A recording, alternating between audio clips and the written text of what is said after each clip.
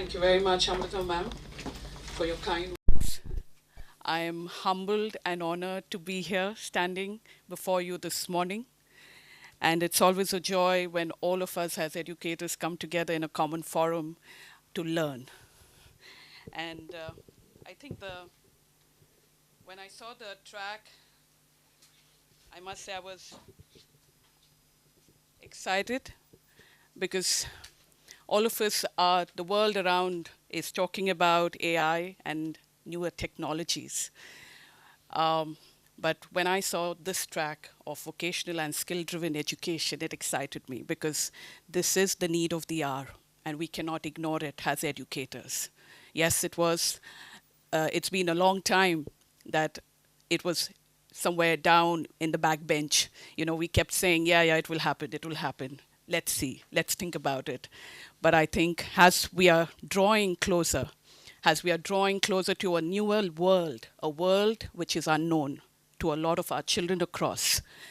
And as educators, I'm going to try and keep my phone because I need to just keep, I wish there was a podium in this room, but no, I'm okay, I'm all right, thank you. And yeah. So I was saying that, you know, I think this is something we cannot ignore. And I think a lot of emphasis has to be laid by us as educators. And we have to give those opportunities. So I'm going to begin. Firstly, I'm so grateful to God because I get this opportunity to stand before you. And thank you, Lakshmi ma'am and Amrita ma'am. It's always a joy. You both are like firecrackers. I mean, full of energy. You bring in the energy in all the groups and forums that I have had encounters and sessions and interactions with you all, and it's always a joy. Thank you very much. And so we stand. Can I speak? Yeah, I think you can speak without the mic. Thank you so much. I think this is better. So I believe we stand at a pivotal point, a pivotal moment in human history. The fourth industrial revolution is reshaping economies, societies, and the very fabric of work. The digital and the AI revolution has accelerated at a pace unimaginable a decade ago. So McKinsey Global Institute study reveals that automation could replace up to 800 million jobs by 2030. That's quite startling. But fear not, for this disruption is also a catalyst for innovation. As the late Peter Drucker famously said, the best way to predict the future is to create it. The World Economic Forum estimates that by 2025, 85 million jobs will be automated, but 97 million new jobs will be created due to the growth through AI and other technologies. This is not merely a challenge, I believe. It is an unprecedented opportunity for growth and innovation. This is no longer about adapting to change. It's about anticipating and shaping it. And to meet the demands of a growing workforce, the Indian economy needs to create nearly 8 million jobs annually in the non-farm sector until 2030.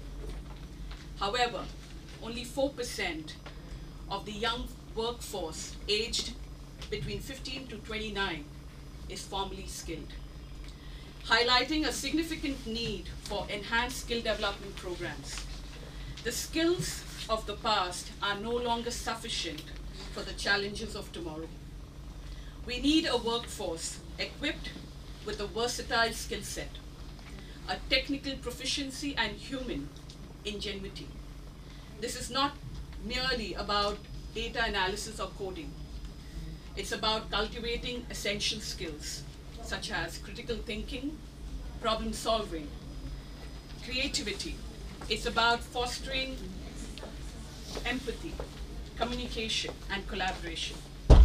These are the skills that will power innovation, it will drive economic growth, and create a more equitable society.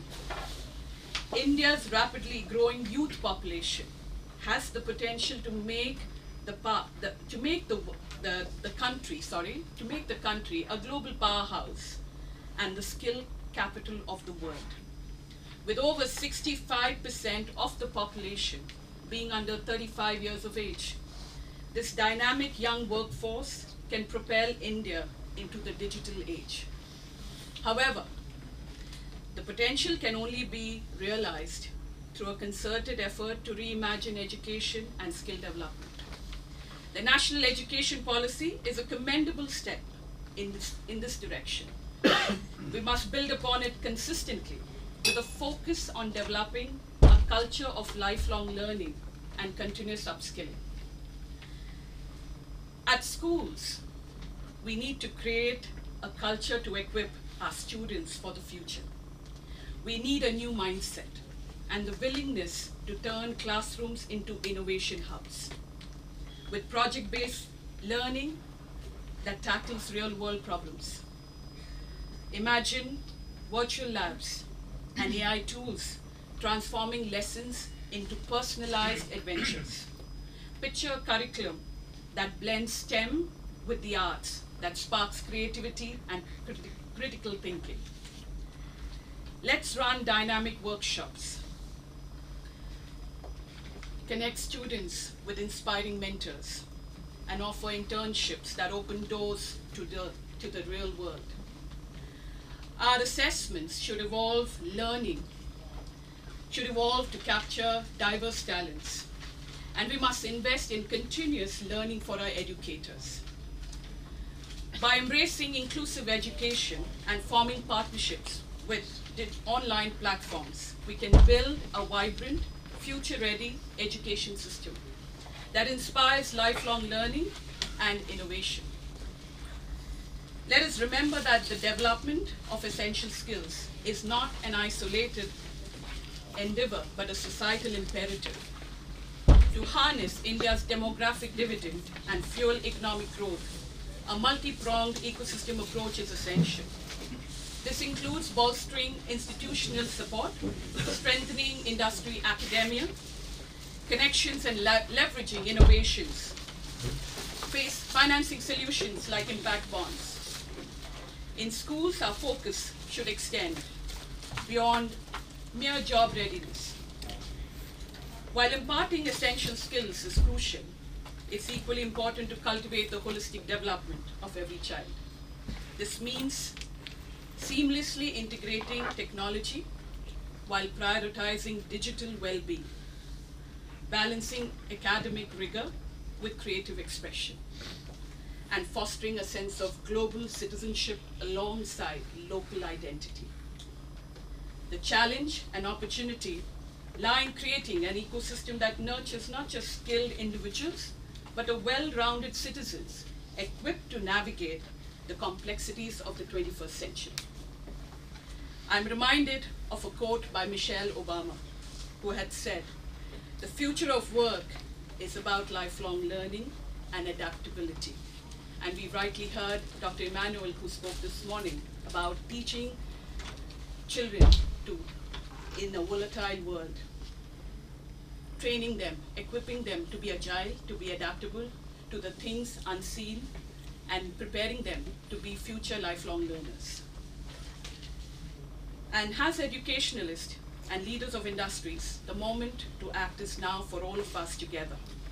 Because together we can revolutionize our education system, empowering our youth to become resilient citizens, lifelong learners and architects of a future brimming with infinite possibilities. The path forward is illuminated by the radiant promise of innovation, and the journey begins with our steadfast commitment to reimagining education. Let us forge ahead, inspired by the potential of our young minds to create a nation that leads with knowledge, thrives on creativity, and stands tall on the pillars of human potential. Thank you very much. Would you like to take a few questions? Sure. Yeah. Would we want Sonal to answer, since we have a bit of time for questions? Any question that you would like to ask? Yeah, okay, we have the mic right here.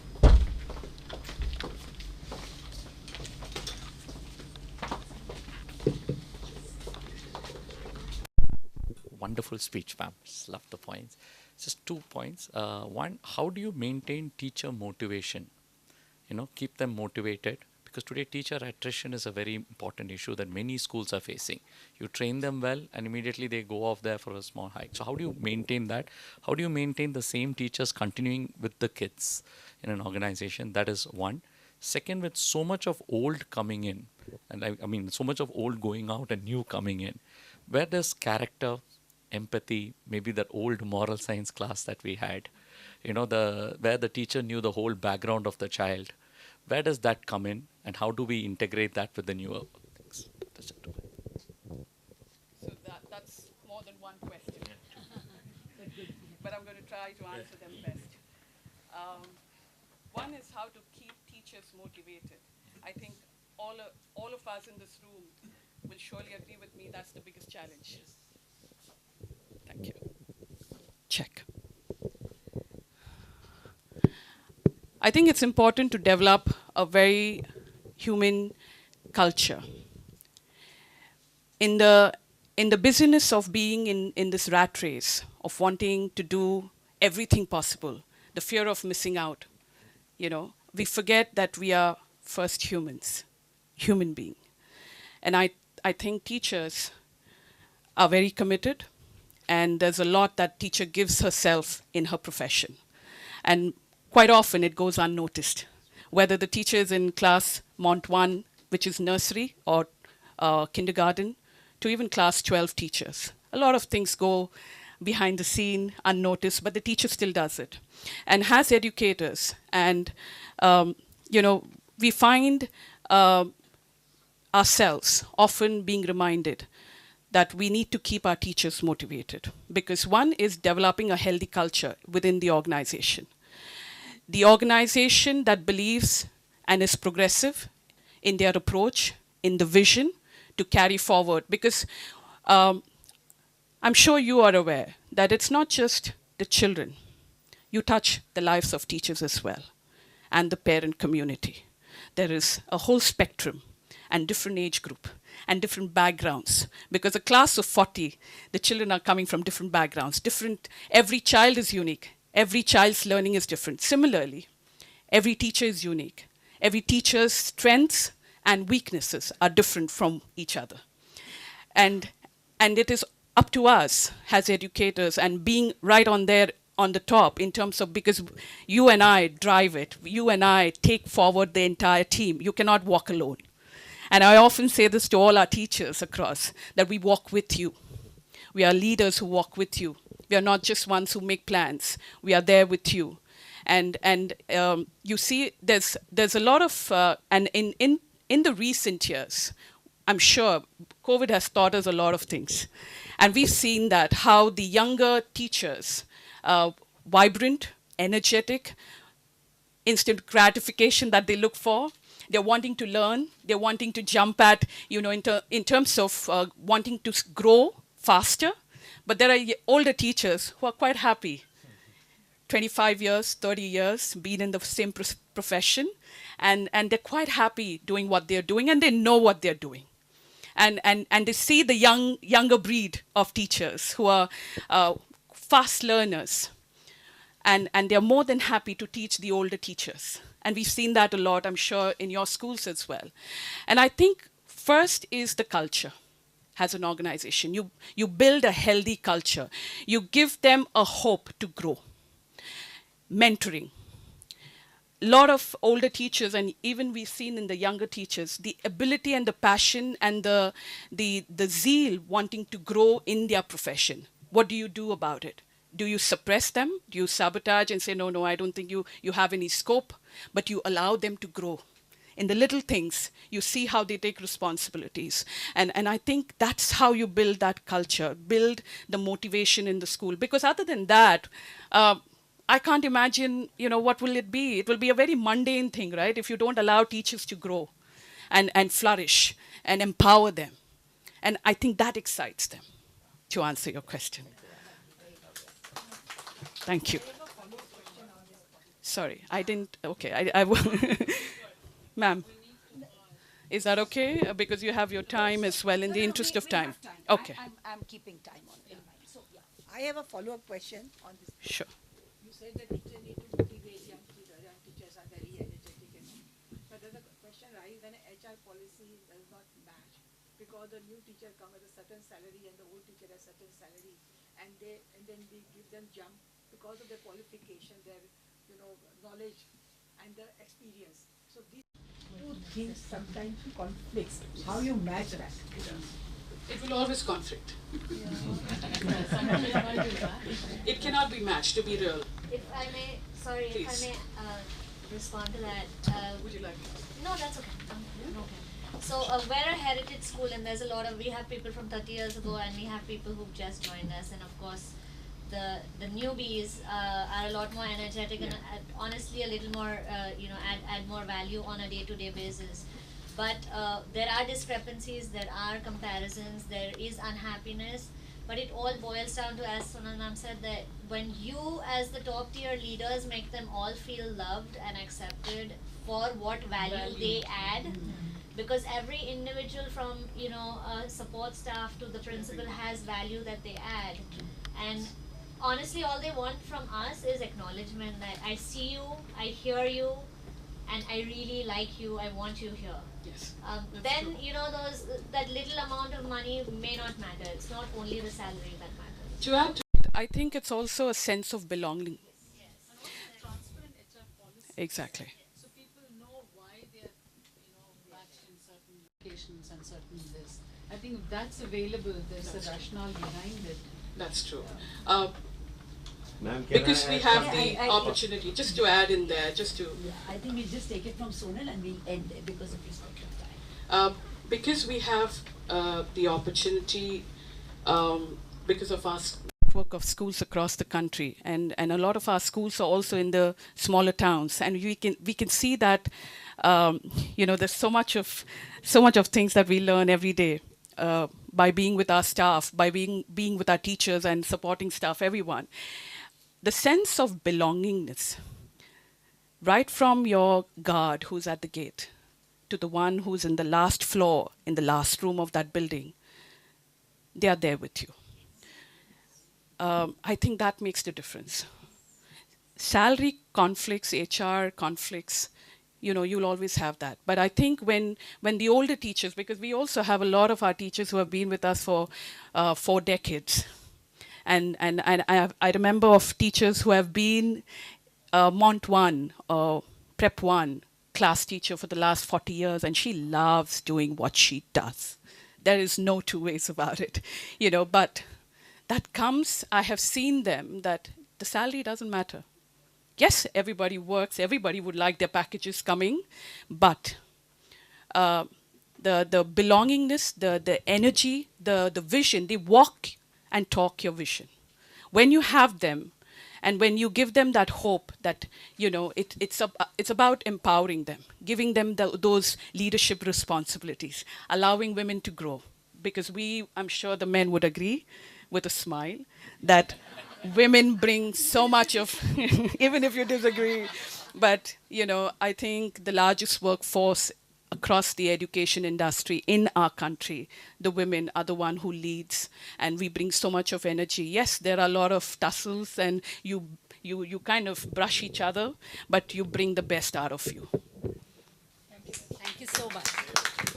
Thank you so much, Sonal. I think that was absolutely brilliant. And I just am tempted to add, because I've also been working for an organization for 34 years, so it's got nothing to do with the, the personal thing. But I think the synergy between your pay package and your HR and the belongingness, I think that's what makes the difference.